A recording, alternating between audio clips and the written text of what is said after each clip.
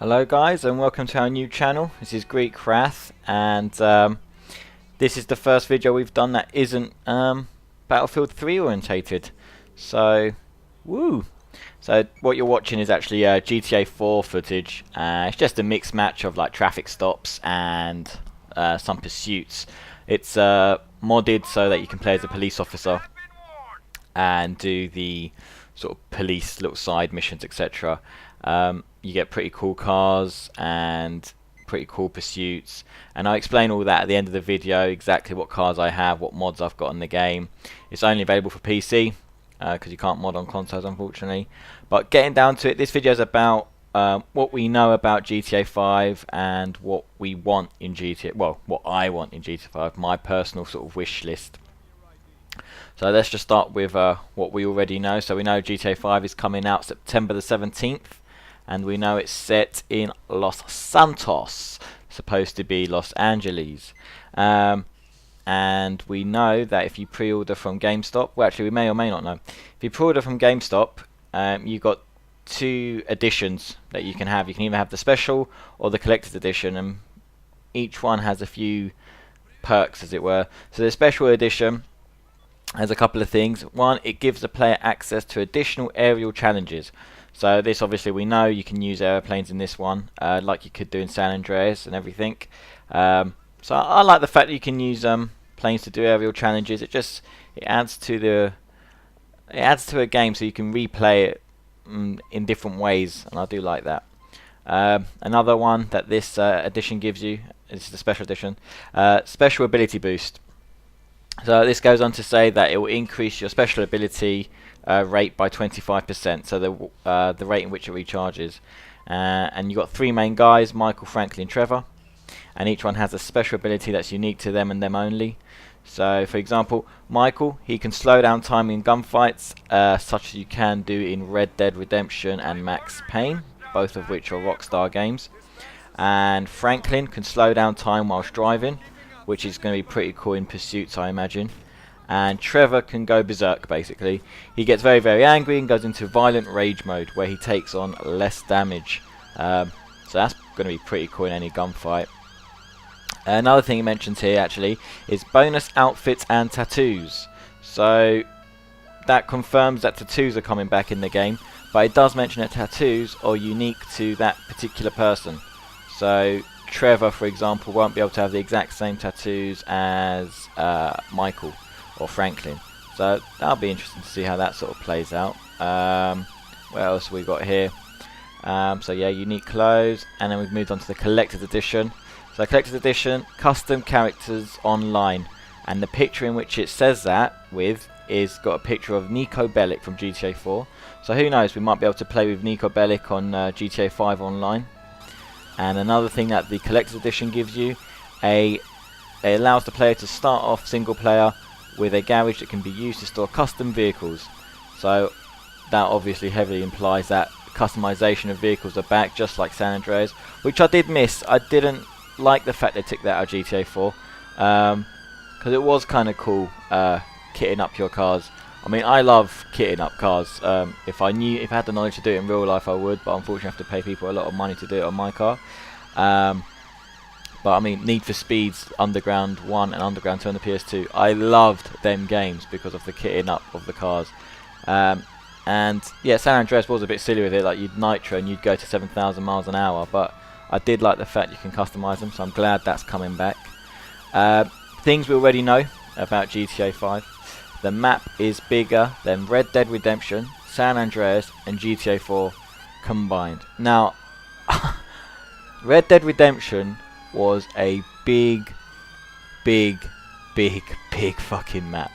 I remember on the last few missions you had to go from New Mexico all the way to New York, and that took, in real life terms, 100 hours. Okay, no, it didn't take 100 hours, but I mean it took a long fucking time. I got bored. But you know, all of that was on horseback, so I don't know. But to say it's going to be bigger than all of their maps combined, my mind can't comprehend that. That's going to be fucking huge. So we know we can dive, as all ocean floors are explorable according to DICE, not DICE. Thank fuck it's not DICE. According to Rockstar, and you can control any player you can switch between any player, between missions, and during fuckabout time. And by fuckabout time, I mean free roam, because as we all know, when we say free roam, we mean fuckabout time. So you can switch at any given moment. You're not sort of told you have to stick with this character through and through. An interesting thing is, when you are playing with one character, the other two will still go about their daily lives. So when you switch to one of them during fuckabout time, supposedly it will zoom out, sort of Google Earth styley, and then zoom in to the other guy that you've picked. So for example, if you've been playing with Michael and you switch to Franklin, it will zoom out Google Earth, zoom back into Franklin, and you'll take over in exactly whatever he is doing. So I like the fact that they're not just sitting in some make-believe room waiting for you to select them. They're going about their life. So I reckon that'll add a few interesting things here and there. So there's a couple of interesting things you could do. So you can, for example, practice yoga, triathlon, jet skiing, base jumping, tennis, golf, and scuba diving. But each one are sort of specific to each character. For example, I can't imagine who's the redneck one. I think it's Trevor. Can't imagine Trevor going for some yoga. I just can't see it myself. Unlike GTA4, there are no bitches. Well, there may be bitches, but you don't get to have relationships with them. Prostitutes will be back, no doubt, and that's always good. But yeah, no girlfriends, which is good because they used to annoy the shit out of me. Not only is it hard enough having a real life girlfriend, but having a game girlfriend that interrupts you during missions to say, "Take me out to eat." No, bitch, no. I'm killing people right now. Fucking hang up and leave me alone. And then you tell them that, and they get angry with you. So I didn't really like the whole girlfriend thing. Oh, you can do taunting now. So you can give someone the finger, and depending on the situation you do it and the environment in which you do it, it will generate a different response from one time to the next. And what else have we got here? I've got stuff written down so that I don't try and miss anything out.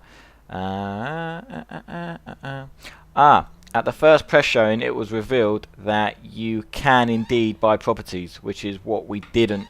So let's start again. At the first press conference, it was revealed that you can buy properties in real estate, which wasn't thought we could do beforehand. So I'm glad, because I did like that aspect in Vice City, especially that club that used to generate, I think it was like 40 odd thousand every couple of hours or whatever. That was good. That was good. And obviously downloadable content has been confirmed, but he's not going to go diving in too much of that. Obviously the game's not even out yet, no point talking about downloadable content. It's a little bit annoying though, personally. That's sort of all that out of the way now. Personally, it's a little bit of annoying when game companies start talking about downloadable content before the game's even out, because the way I understand it is downloadable content should be made after the game's release, depending on the game's support. For example, Battlefield 3, if that was released and there was absolutely no support for it, no one played it, there shouldn't be any downloadable content. What's the point? Why are you trying to extend the lifespan for something that isn't already alive? Now if the game's doing really good, then add the downloadable content, then start talking about it, give that customer base that support they need to keep playing the game.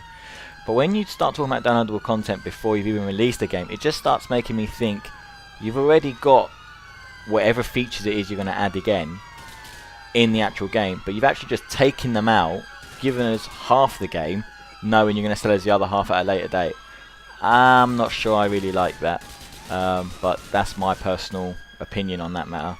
I understand game companies have to make money, but I just wish it was done in a way that, yeah, if someone really likes this, if a big customer base is for this game, then we'll do the downloadable content.